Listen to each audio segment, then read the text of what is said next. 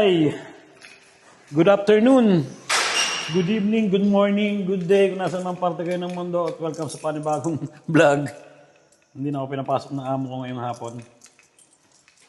Pero si Mrs. may pasok pa rin. Nakatid ko siya sa trabaho. Hey. Ay. Pag ginanyo ko, mag-ahay ka. Nakatid ko si Mrs. Dito lang naman yun. Malapit sa bahay. Ay. Konting oras lang naman. Ilang oras ba yung tatrabaho mo? Ha? Ilang oras trabaho mo? Apat. Bago-bago yung panahon, hindi malaman kung uulan o aaraw. Importante naman doon, walang pasok na, di ba? Hanggang Monday na. Biskote ni posting na. Kailan? Mamaya?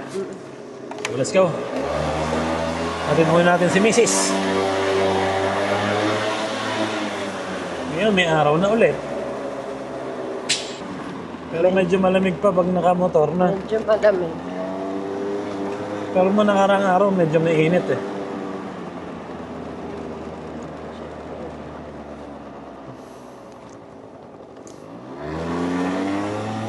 Walang sasakyan pag ganitong oras. Kalmado ang kalsada. Wala kasing iskola, no? Parang hindi mahirap ang trabaho. Ayun, malapit na kami. Ibababa ko lang si Mrs. dito, tapos uwi na rin siguro ako. Nag-uumpisa na naman dumilim. Mamaya ako na lang kakaunin ulit si Mrs. Alas 6. Dapat pala pumasok ka ng maaga na para maaga ka rin nakalabas. Sana nga, papasok na ako ng maaga eh. Nakatingin kaya ng chocolate. Gusto mo? Ha? Ha?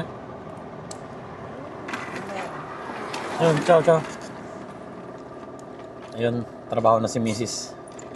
At tingin muna ako ng chocolate.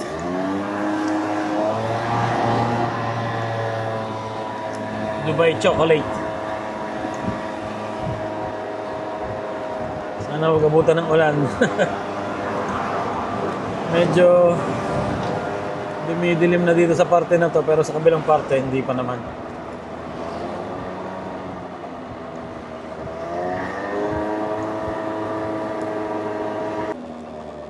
Ayun, pauwi na ako. Galing dito sa supermarket. At wala akong nakitang Dubai chocolate. Fake news yata yun. Pero nakabili naman ako ng isang damit na sale. Uwi na ako sa bahay ngayon. Buti hindi pa umuulan, pero sobrang dilim na. Mahina na yung battery ng garage namin. Hindi masyadong bumubukas pag pinipindot eh. Yan, kailangan mo talaga didiinan eh. Kailangan talaga yung press mo eh sobrang diin para gumana yung remote. Tara, let's go!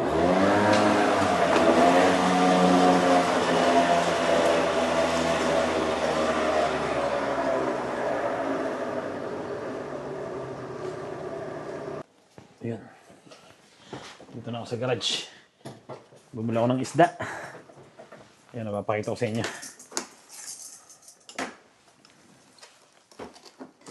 Dalawang isda.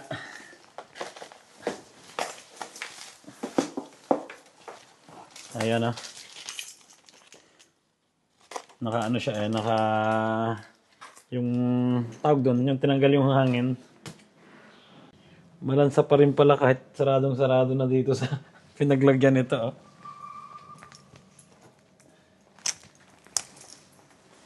At ayan, sana hindi umamoy dito sa nabili kong t-shirt. Ayan ah. 11 euros. Bale, sabihin nating Sa pesos, nasa 600 din pala. Medyo mahal din pala. Ayan ah. Champion, di ba? Dati siyang 15 euros. Nabili ko lang siya ng 11. Ayan, dito na ako sa bahay. Lagi ko lang sa rep tong binili kong isda. Ang ulam namin ngayon yung tuna na ginatan. Niluto ni Mrs. kahapon. Dami pa natira eh. Dami pa rin natira hanggang ngayon. Ayan pwede pa siguro mamayang gabi pa rin yan. Dahil bawal ang karne, di ba? Isda muna tayo. Si Basti, maglalaro na, PlayStation boy, Nagamit niya na yung regalo namin. Ang PS5. Ayan, Di ba?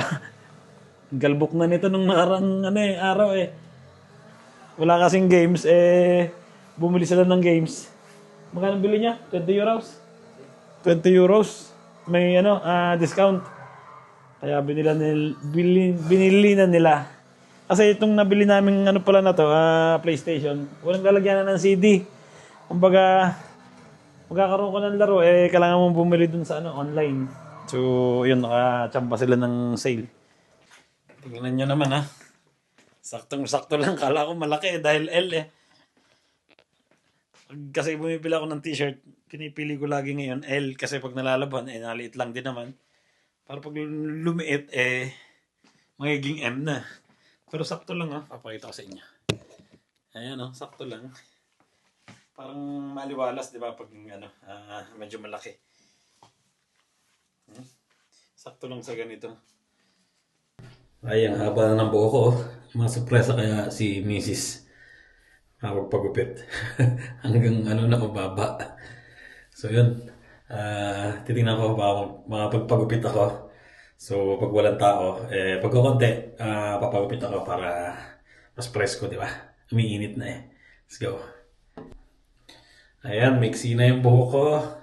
Yung kanina hanggang dito sa baba, hanggang dito na lang sa mata. Di ba? Pero sobrang ikli yata. Kita na yung tenga ko ngayon. Parang ikli, At ayun. Ayoko na pala nun. Sobrang ikli. Mas nasanay ako dito sa mahaba. So, ito na lang. Saka na lang ako magpapagupit. Di ba? Ay. Wala yung mga bata. Nag-aalisa na. At may practice ng kotilyon. So, kami dalaw lang ni Posty dito. Malungkot pa yan. Ay. Tumawag yung mga tropa dito. At nagaya yung mag-chill-chill ng konti. Walang trabaho. So, magdadala daw sila ng mga isda. Pero hindi dito. Doon sa bahay ng kumpare namin. Tapos inaantok pa naman ako ngayon. Hindi ako kasi nakatulog ngayong araw na to. Sanay kasi ako nung natutulog, pagkakain ng tanghalian, pagkakaling sa trabaho, nagpunta ako dun sa pagupitan, ang daming tao. So naghintay pa ako ng tagal-tagal din. Ay, kasama ko na si Posty. Nilabas ko na siya habang maaga pa ang problema. Naabot kami ng ulan. Pero hindi naman gaano malakas. Kaya hindi ko nalagyan ng si Posty. Kapote niya, di ba? So, bilisan na lang namin.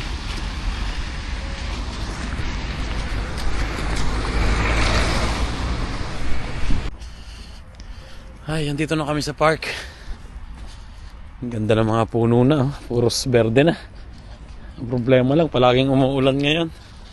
Hanap kami ng isang table na medyo hindi basa. Doon muna kami tatambay ni Posty. Si Mrs. pabalik na. Naglakad na lang siya kasi umuulan. Yun, may nakita ko sang table.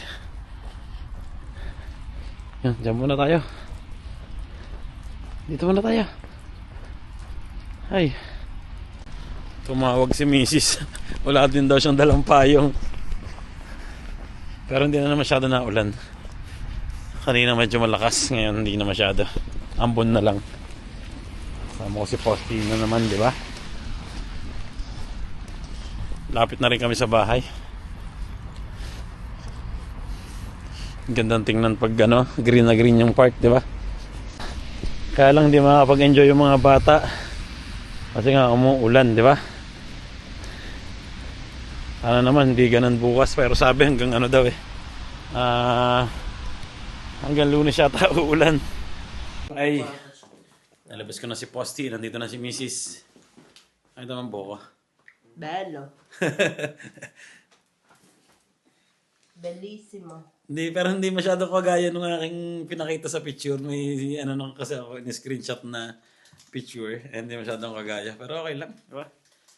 Bawasan ko na lang sa susunod yung likod. Hindi pastidyo yung bangs. Ha? Yun. So, pupunta muna kami ngayon sa aming kumpare. At nagayaya. At mga walang trabaho ngayon. Siyempre, mag-chill ng konti, di ba? Magsa-celebrate ng umpisa ng walang pasok. Ay, nandito na yung susundo. Sa amin.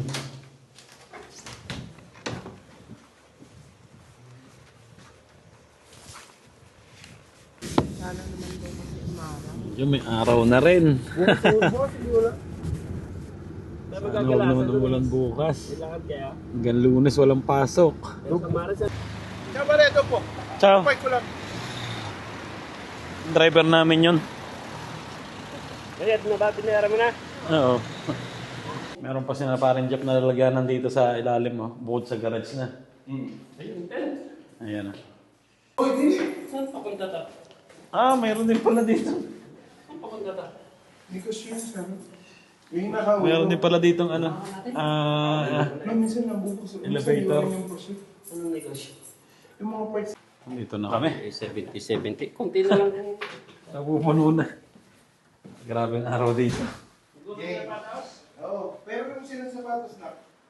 Wow! Tapos pagka dumating sila, Ganda na ng panahon. Di ba? Sana dire-diretso na.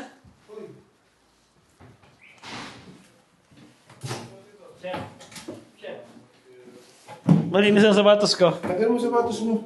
Wala akong tsinelas eh. Pero mayroon ka na. And I missed the Central C. SOS.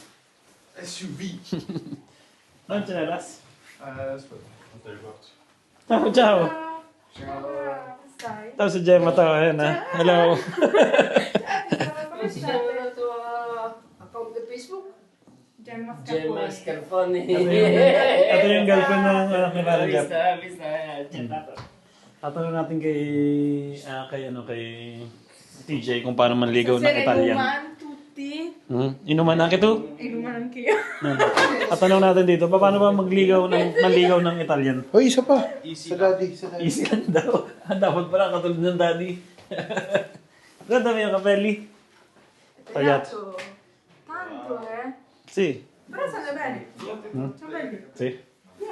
Luto sila. Habang nagluluto sila. Dito ako magpiprito. Baka mga may ano tayo. Prito. Tapos dito nagagayat ng cheese na pulutan. Eh ako, kakain muna ako. Cheese ba mo Ito, pasta with hipon, no? Cheese na may...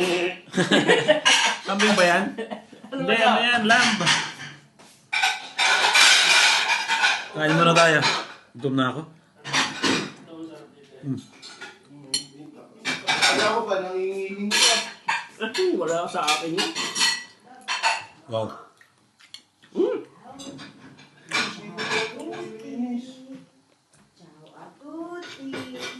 Nandun yung inaanak namin, ha? Hey! Meron ka ba't yan? Diyos ko po ako'y babalakangin dito sa batang to. Daddy, malibas yan, ha? Wala pa sa mood, eh. Ciao! Kaya ko ba, nakatakbo mo na? Nandito na yung mga kabataan, no? Ciao. Ciao. Ciao. Ciao po. Tanga.